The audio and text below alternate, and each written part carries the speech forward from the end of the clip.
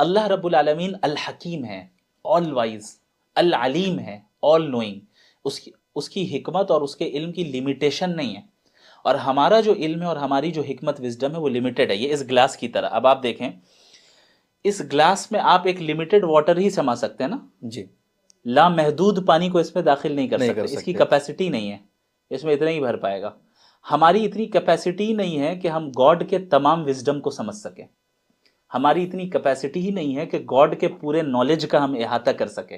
तो हमें इतना ही समझ में आएगा जितना इतने पानी के अंदर है या इस ग्लास के अंदर है। तो जितना हमें इससे समझ में आता है उससे उसको हमने जिक्र किया कि भाई ईविल के होने की क्या क्या हिकमतें हैं उस डिबेट में मौजूद हैं। लेकिन इसका ये मतलब तो नहीं कि जितना पानी इसमें है पूरी दुनिया में उतना ही पानी है, उसके अलावा और पानी नहीं है।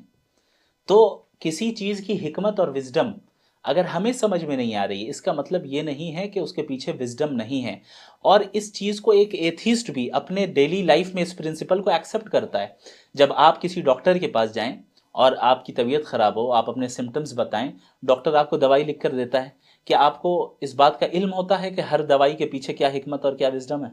नहीं नहीं, होता। बहुत सारी क्या ऐसी आप दवा होती है जिसका कोई नहीं रीजन जानते? नहीं होता। आप कभी ये सवाल नहीं करते डॉक्टर से कि जब तक आपके पास जितना नॉलेज और जितना विजडम है मुझे मालूम ना हो जाए तब तक मैं दवाई नहीं लूंगा, नहीं करते। बल्कि आप उसकी अथॉरिटी को तस्लीम करते हैं कि आप मुझसे ज़्यादा नॉलेजेबल हैं, ज़्यादा विजडम वाले हैं, जाहिर है मैं आपको सुनूंगा, आपकी इताअत करूंगा। लेकिन ये मसला जब खुदा के पास आता है तो फिर ये क्यों दावा किया जाता है कि मैं जिस पर्सपेक्टिव से देख रहा हूँ वही होना चाहिए, और जब तक सारी हिकमत मुझे ना मालूम हो हम तब तक नहीं करेंगे। तो हमें जानना चाहिए कि हमारे पास एक पिक्सल है और खुदा के पास पूरा पिक्चर है। तो उस पिक्सल को देखकर पूरे पिक्चर को जज नहीं किया जा सकता। लेकिन उस दिन